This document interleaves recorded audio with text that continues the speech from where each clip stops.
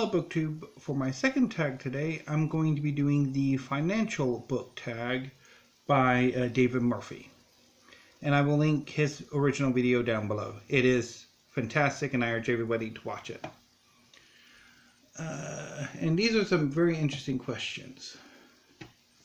So, prompt number 1. Diversification is the averaging out of independent risks in a large portfolio. Hold up a few books we wouldn't expect to find on your shelves. So far most of the books I've been talking about have been either nonfiction, history, or science fiction and fantasy. But I do have other books on my shelves. I've shown them before when I did a library tour, but when I first started, but I have some art books on my shelves. This is Bern Hogarth's dynamic figure drawing. This is if you're wanting to draw for comics or more action oriented art. This book is definitely helpful. And also Painting Skies and Painting Brilliant Skies and Water in Pastel by Liz Haywood Sullivan. This is more in the area of art that I am more interested in, although I kind of sort of want to work on my drawing, but yeah, I never do get around to doing that. So yeah, and Liz Haywood Sullivan is one of my favorite artists working. And I also have some cookbooks, and I decided to pick out one. This is the Gourmet Cookbook, edited by Ruth Reichel. This is the second copy of this book I've had. When I first moved into this apartment, and I had picked up the Gourmet Cookbook and the second Gourmet Cookbook, which has a light green cover. Because I think those were among the first books I ordered from Alibris. I picked up this book and its sibling at the local library, and I really enjoyed it. There's a lemon chicken recipe that I've always wanted to try, never actually have though, and I wanted this in my own collection because I wanted to cook and have a lot of cookbooks.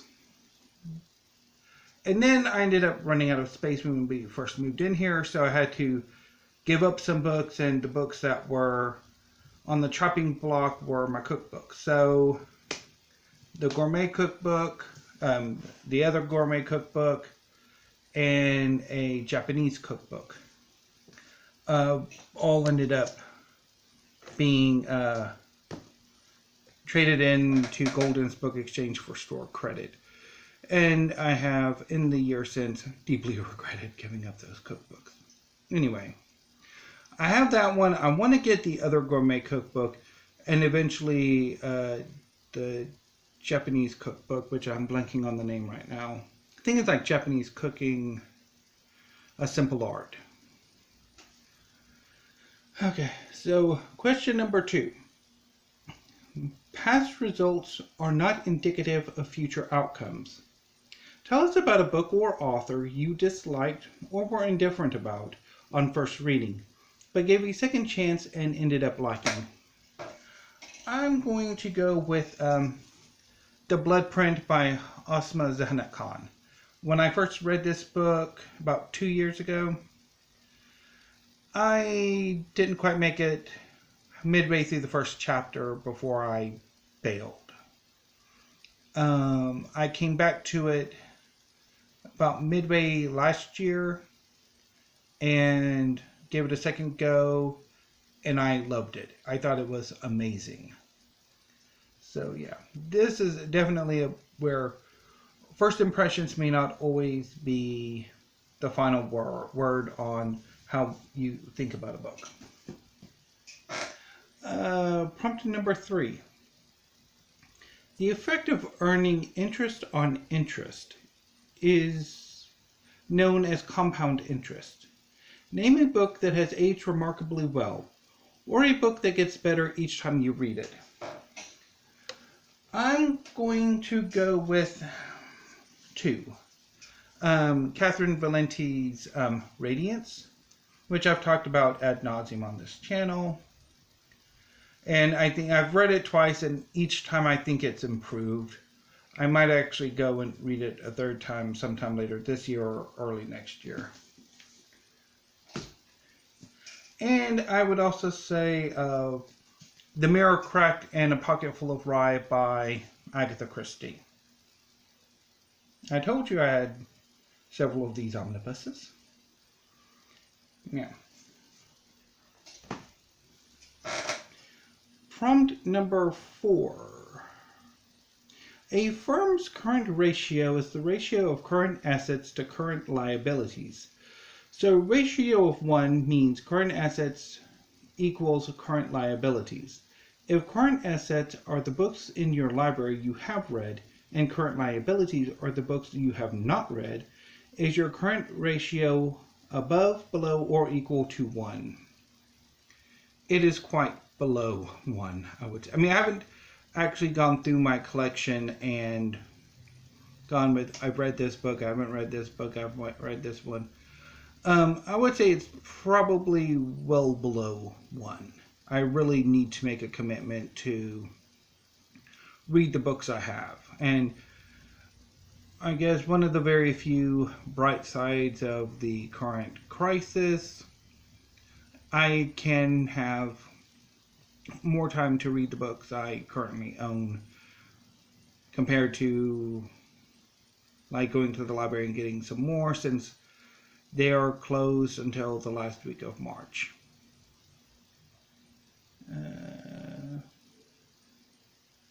That was 4.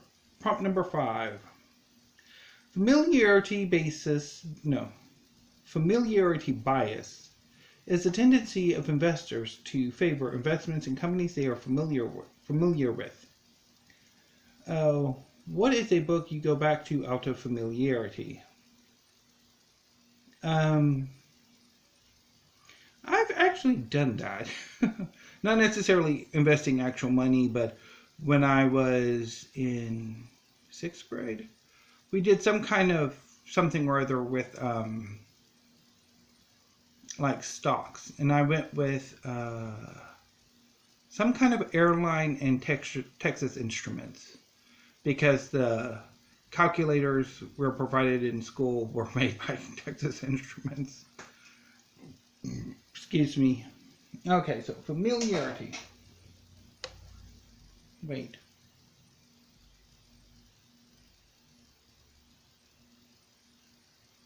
Did I not? Oh. Huh. Okay, that is weird. Huh, okay. So I missed one. Oh, I'm a dingbat. Okay. So, The Mirror Cracked and Pocket Full of Rye are my answers to question number 5, too. Oh, I should have had these separated. Because I meant Catherine Valenti to be the answer to a book that gets better every time you read it. And I meant for The Mirror Cracked and a Pocket Full of Rye for familiarity. Oops. Okay. So it's a mirror. Okay, let's move on. Prompt number 6. Investors are always seeking alpha, seeking a non-zero difference between a stock's expected return and its required return. What is an underrated book, or a book that should be more well-known but isn't? I'm going to go with 2. Kings of the Wild by Nicholas Eames, which I think while it's getting some press, I don't think it's getting as much as it honestly deserves. And also again ad nauseum, and despite my antipathy or unsettled relationship with this book, I will go with The Last Son by Katie Edwards, which I wish were more widely known than it is.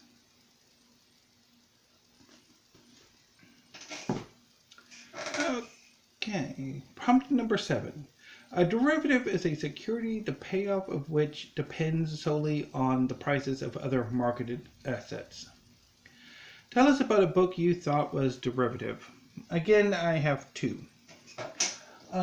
Obviously, I'm going to go with the refrigerator. Well, no, I'll be right back. I was going to go with the refrigerator monologues, but I've honestly talked about this enough. So there's another book that I think is kind of derivative too. Where are you at?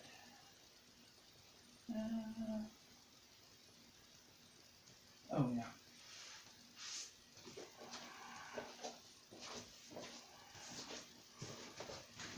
Yeah, there we go. I go with, well, I mean, the refrigerator monologues definitely is quite derivative.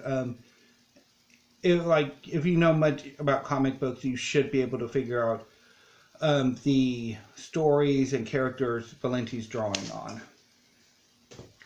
I'd also go with Almost Infamous by Matt Carter. This one is also, again, a lot of superhero fiction does tend to draw very heavily on Marvel and DC, and this one is no exception.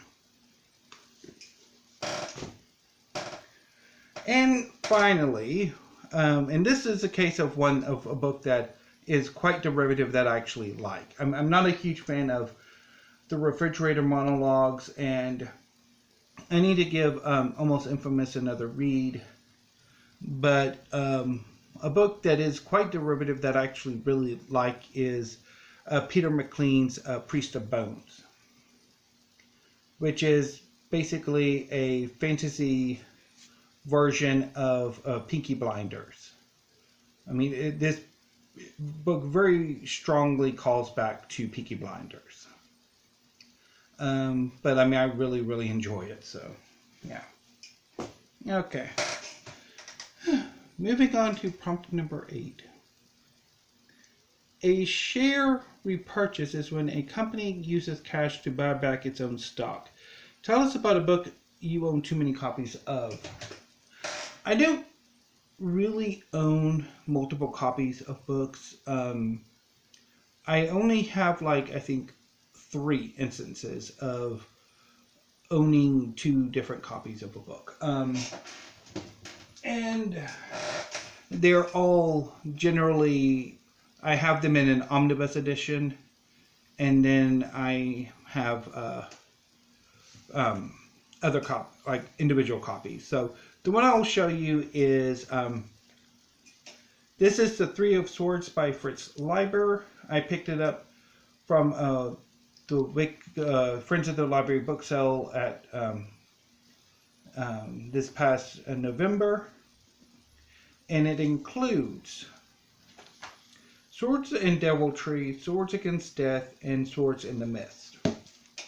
Okay. I also have Swords Against Death and Swords in the Mist in individual copies. I want to say I picked them up either from Golden's Book Exchange, or they were on sale in the Friends of the Library Sell Nook. One of the two. I also have a double of, and then there are none. One of the I have an omnibus that has, and then there were not, and then there are none, and Parallel In-House. And I actually have separate copies of, and then there were none, and Parallel In-House. Parallel In-House was an accident because I wanted to get the omnibus edition, but the seller just sent me a ratty old mass market of apparel at in-house, which I ended up getting for free because, yeah. Anywho, now prompt number 9. The Federal Reserve is the lender of last resorts. What is a book your mom or dad bought for you?